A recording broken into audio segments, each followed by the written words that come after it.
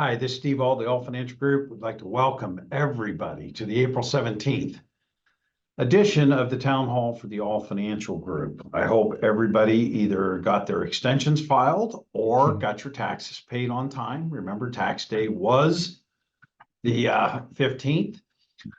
One thing that's been brought up in a couple different conversations that I've had with people this week is around the area if they owe taxes. And then their calculations show that they should pay estimated quarterly taxes. And a couple people kind of thought that was optional. And I'd like to put it as I suggest that you do that if you have a figure that says estimated tax. What that basically does is it almost guarantees that if you owe more taxes the following year, that you might owe the tax, which you would owe anyway, but you avoid paying any penalties. So if you're going through and you've done the TurboTax and you see that you have estimated taxes, I do not look at those as optional. You could be looked at late in the year if all of a sudden you have more income, as long as you paid in what you did the year before. Again, you might owe tax, but you wouldn't owe a penalty. So that's one of the things I kind of start with as we get done with tax day here. And then remind everybody, and I'll come back to it here in a little bit, that we do have a shred event here at the office on Saturday. So any of those old tax returns or any of those old bills that you have that you probably don't need at the house anymore, please don't hesitate to come by the office. If you've got friends, please tell them about it so they can come by the office and drop off any of the items that they would like to have shredded this year. I will talk a little bit later about the volatility that's going on in the market right now, but I'm going to go ahead and turn this portion of the town hall over to Mel. Thanks, Steve. So my subject today is a little bit far-ranging. We've had several discussions within the last month with different people, clients or people that are thinking about becoming a client, and about the difference between accumulation of assets and how that works versus now that I'm in retirement. And the topic that I used was just the value of knowing. One of the things that we do with our clientele is that we analyze their assets, their income streams, their spending, and the taxation planning, and what happens if, and when I should do Social Security, and when I should do all of these things have to be answered. And a lot of people just work from anecdotal evidence. Joe said, or I read that, or I read an article about it. And the difference is that you might retire once or twice, and we retire 5 or 6 people a month. And we've been through from all Anheuser-Busch to Boeing to Ameren, to, you name it, small companies, large companies, self-employed, doctors, engineers. We have had from pretty much all walks of life and pretty much all types of businesses where people are retiring. And there are certain things that are common to all of those, and there are other things that are somewhat personal and particular. One of the first things that we have to learn about you, about someone who's working with us, and that you should learn about yourself, is what is retirement actually going to cost? I'll give you a quick example. Think in your head, if you're still working, how much money do you make each year? And the number you probably come up with is a gross monthly or weekly salary, and it adds up to a certain number. Now, the question is, how much does it cost for you to live? Because the first thing you have to do is take out we're putting our money away for retirement. We're putting money into the 401ks or IRAs or 457s or whatever. We're not putting money away anymore. Our medical costs may be different because we're going to be on Medicare. Well, when should I start the Medicare? Or do I have to pay out of pocket? And understanding how these things would work for your retirement depends on when you might want to retire. But just understanding that I might have made a certain number, but I live off of this much, whatever that number is. Now, take that and add a little extra, because once you retire, every day becomes Saturday. And we tend to spend more money on our off days in some cases than we do we're working, because part of our day is taken up with working. However, there are also maybe expenses tied to work that we won't have anymore. So I've already made a simple little thing kind of sound pretty complicated when you think about it, because just understanding how much money I'll need on a monthly basis. Now, let's take it a step further. Basic expenses versus what I want to live off of in retirement can be two different numbers. It might be I need X dollars to pay the bills every month, but for that trip I want to take, or that wedding I want to give the kids, or that take the family to Disneyland, or I want to travel, I want the RV, I want the second home, those are additional expenses. So one of the things Steve and I do on a pretty regular basis when we're talking to someone new is establish what is it that we have to have to live off of, and then what do I want to live off of. The second thing is, can I afford one or both of those things? And when might that come up?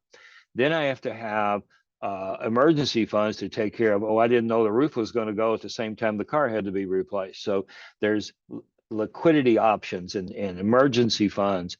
What happens if I start Social Security earlier or later?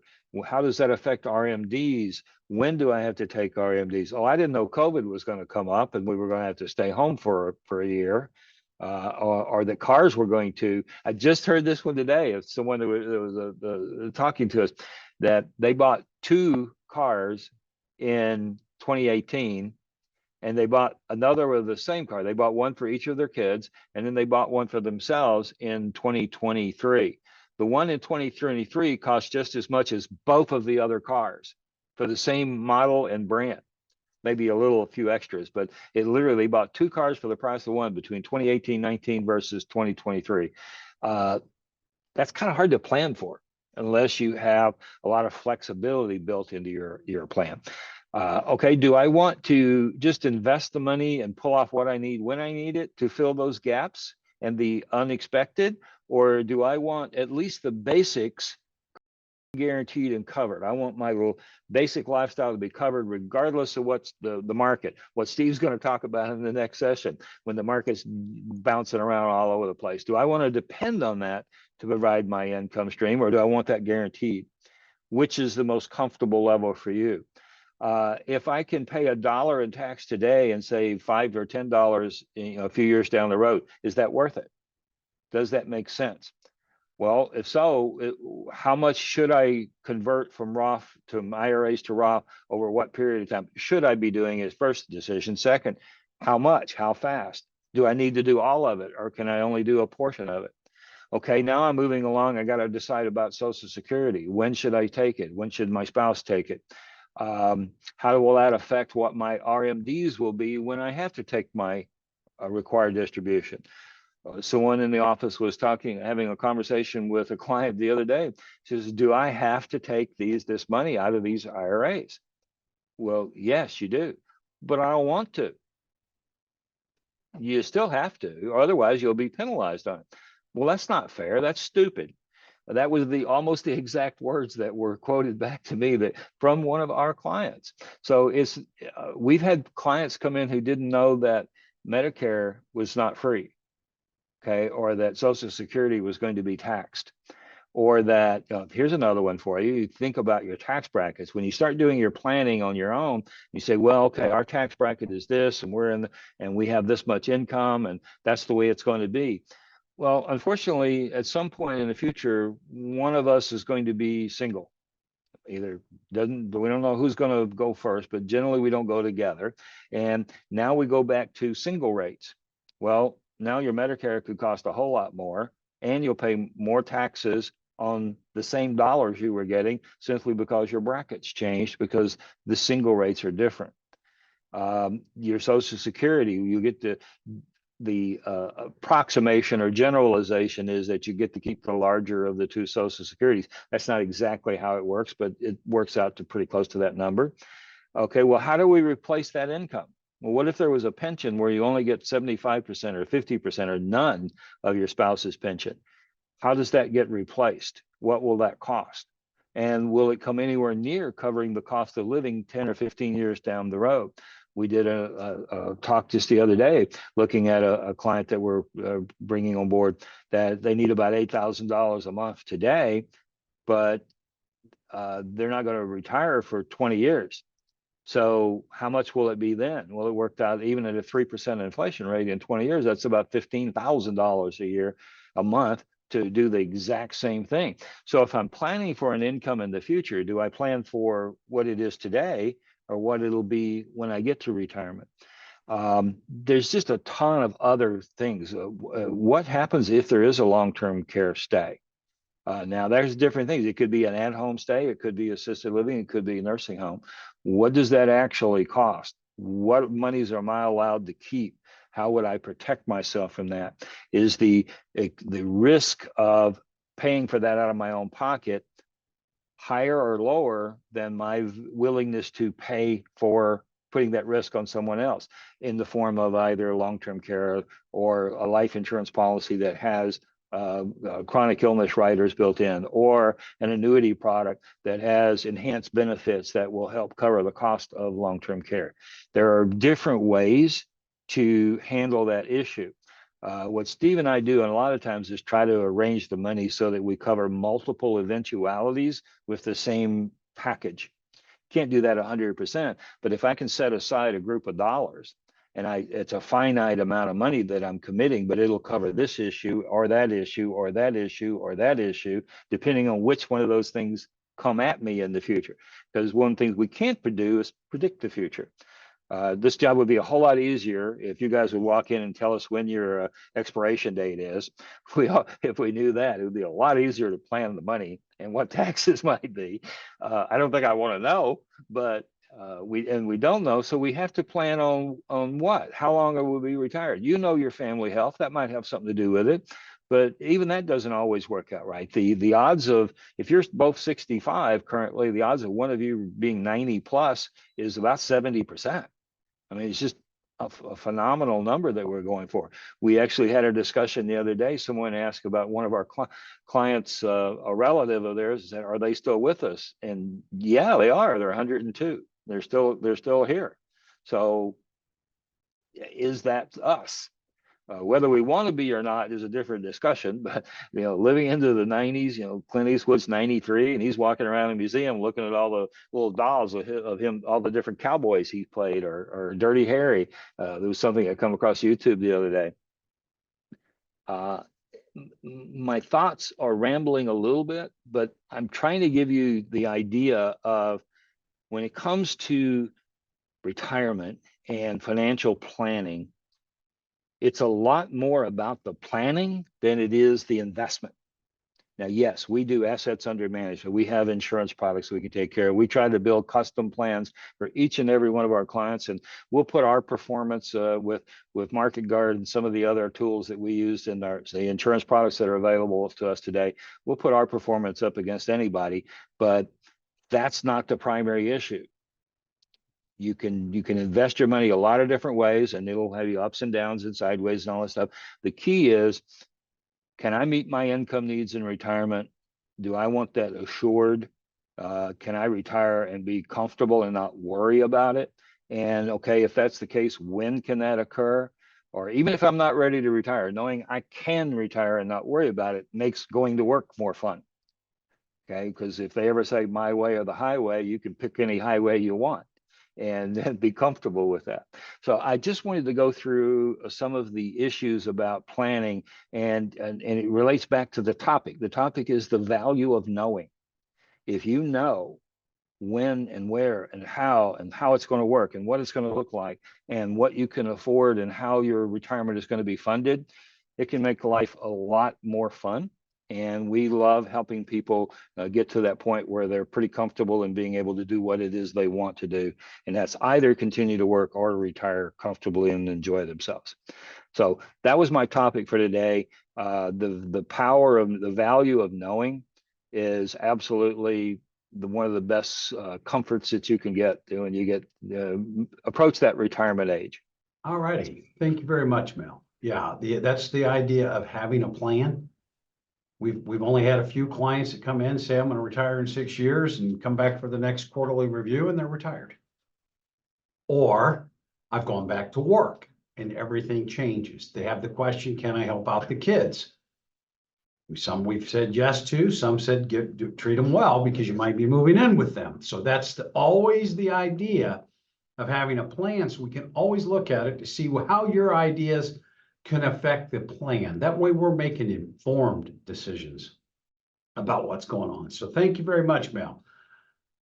I'm going to talk, and I hate to say it, I love the days when the market's up 5–10%. You know, it's always more fun to talk about markets when things like that. But the month of April has not been real good in the market. I think everybody that's listening to this will agree with me on that. So I do get the question, Steve, what's going on? What should we do? How do we go from here? And then I like to look at it and sit here and say that it's not uncommon for intraday lows, you know, from a high, that we have drops. I don't share a lot of charts, but I am going to share one today so that we can actually look at this. The S&P 500. Is this what we should, compare our returns to? No. It's an unrealistic comparison. Why? 500 large U.S. stocks versus a diversified portfolio or a 60-40 portfolio. The 60-40 portfolio just is never going to win. You know, it's not going to outperform it in a positive market. So we kind of look at it. We're at the deal right now. We used to, have the Magnificent Seven, the different things. Some of them are dropping off. So the S&P 500 is not a good comparison when we're comparing our returns to it, but it's something that we can look at because that's what we hear all the time. The S&P 500 did this, or the S&P 500 is down. So we look at it right here. The annual total return right now for 2024 for the S&P 500 is about 7%. Well, in the first quarter, if we look at the drawdown of it, it was about 11% up.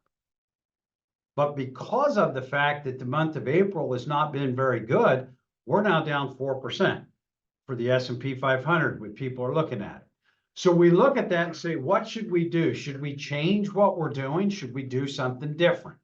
And that's when I like to look at it and said, hey, let's look at history a little bit. 10% declines are not uncommon intra-year. So we'll look down here. See where it says average max return?